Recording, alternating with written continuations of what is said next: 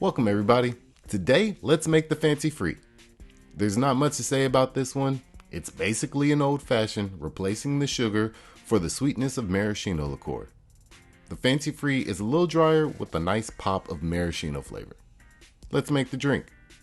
We're going to need orange bitters, Angostura bitters, maraschino liqueur, bourbon, but I prefer rye. Take your mixing glass and add 1 dash of orange bitters, 2 dashes if you're using a dasher bottle, 2 dashes of Angostura bitters, or 4 dashes out of a dasher bottle.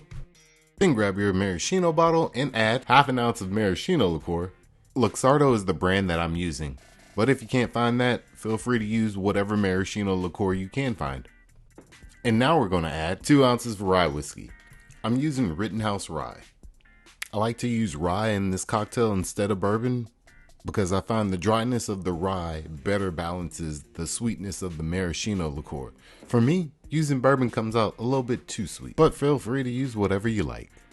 Next, we'll grab some ice and add it to our mixing glass and then stir for about 30 to 60 seconds to mix and dilute our cocktail.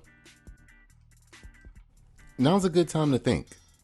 Did I leave the oven on? Should I change my lineup of my fantasy football team? Maybe I should call that girl I met at the bar the other night. Did she give me the wrong number? Was that even a girl?